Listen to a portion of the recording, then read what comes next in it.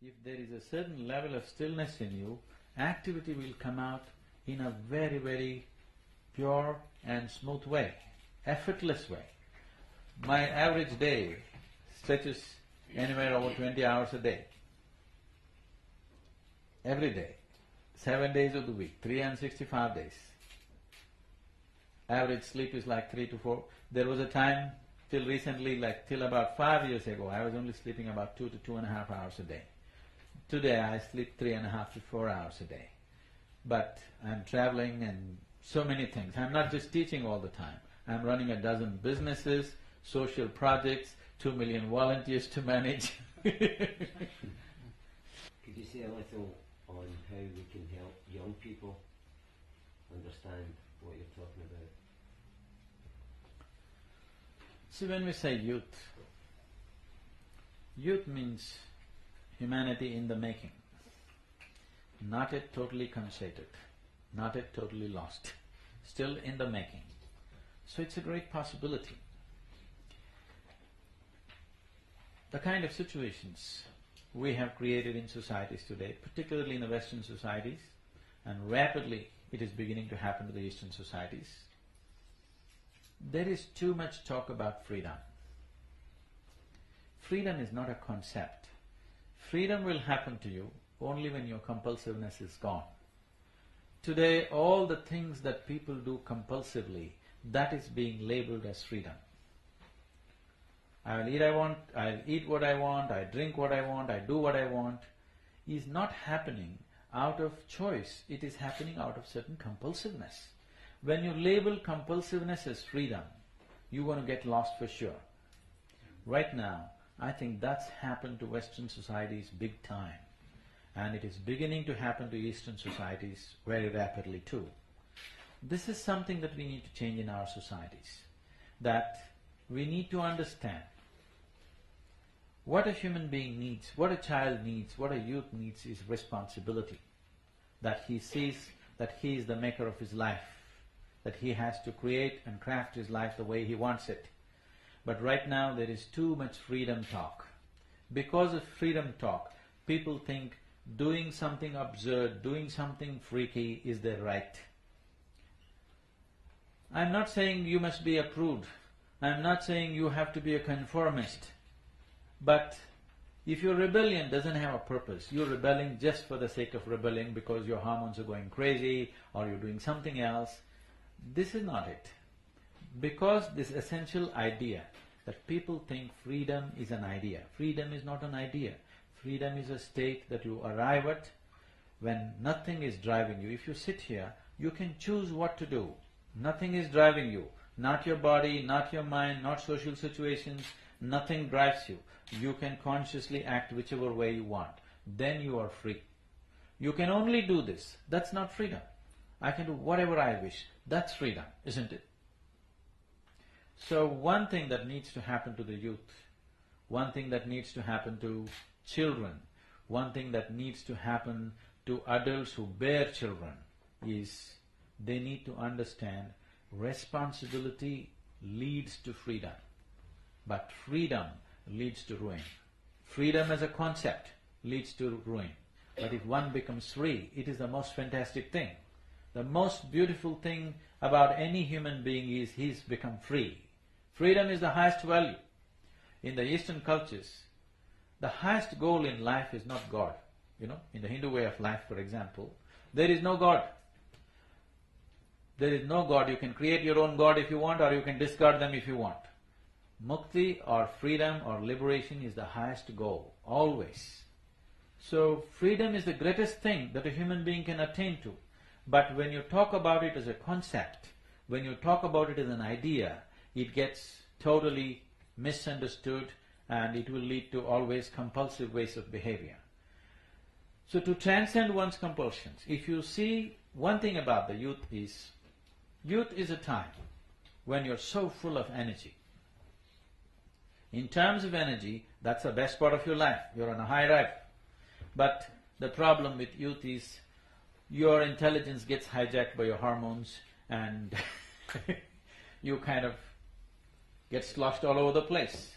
So one of the most important things that needs to happen to children like this is, if you just teach them some simple practices, that if they just learn to sit properly, you will see, when we first opened the school, we have a school called Isha Home School in the center.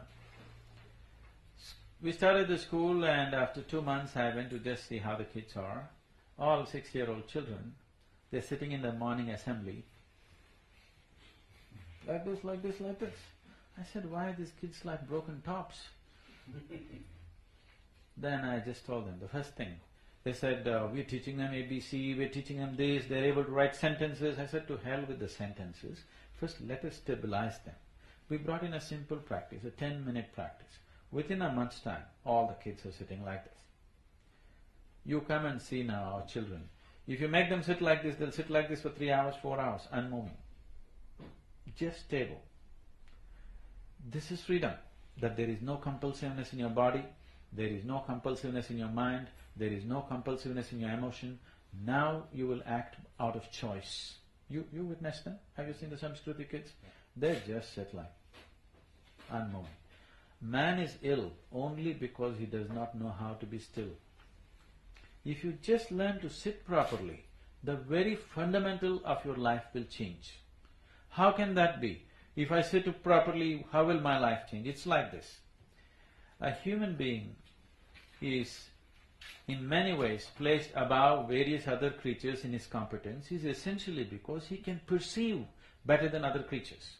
Other creatures can perceive only what is necessary for their survival. A human being is able to perceive more than what is necessary for survival, which kind of distinguishes him from every other creature on the planet. Do you remember in 70s when you had the television in your house, you're watching your favorite football match, and there is one aluminum contraption up there on the house called antenna. Suddenly your television set goes boop, boop, boop. Then you climb up on the terrace, and if you do like this, you won't get it. If you do like this, you won't get it. You got to get to the right place, then the world pours into your sitting room, isn't it? If you just learn to hold this body right, you can download the whole cosmos. Yes, this is what yoga means. To understand the cosmic geometry and to be in tune with that. If you just learn to sit right, everything that you ever want to know, you can know simply by sitting properly. Just learning to hold the body in right attitude, you will see your perception can be multiplied 1,000,000-fold, just like that. So, this is what needs to happen to the future generation. Why I'm saying this is, we are at a very significant time in terms of human history, because for the first time, for the very first time, as human beings, we are more comfortable and have more conveniences than any other generation could ever dream of. Yes? And as a generation of people, for the first time we have the necessary capability, we have the necessary resource and necessary technology to address every human problem upon this planet, whether it's of nourishment, health, education, you name it, whatever it is. We have the resource, we have the capability, we have the technology. Only thing that's missing is human intention has not come. The necessary inclusiveness has not come in human consciousness. This has to come. This is what needs to happen to the youth of the world today, that they have to be brought into a discipline, they have to be brought into a dimension. When I say discipline, not rigidity, I'm talking about discipline as a possibility, that if this possibility is opened, youth is a tremendous possibility.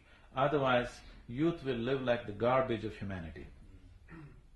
Which if you live in America like I do, you see that every day.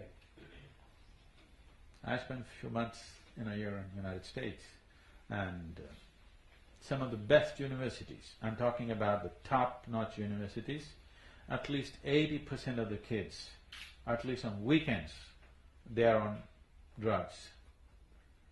So, what's wrong with that? Nothing wrong with that. It is just that your brains will shrink. So if you don't think there's anything wrong with having a bird brain, there's nothing wrong. But surely, if you want to go down that road, very briefly, one second. Well, no, just let me finish on that point. If you want to go down that road of drugs being a negative factor, I'm not talking about anything being positive or negative. Every human being, what he's seeking is, he wants his life's experience to be pleasant. Somebody thinks it'll happen if he has money. Somebody thinks it'll happen if they have love. Somebody thinks it'll happen if he has knowledge. Somebody thinks it'll happen if he pops some chemicals. But everybody is looking for pleasantness. Whether you're going to the bar or to the church or to the temple, you're still seeking the same thing, your well-being. Yes or no? yes. Every human being is seeking the same thing. Yes. So now the question is only this: if you're seeking well-being, did you achieve it or not? That determines whether you're successful or a failure, isn't it? Well, thank you very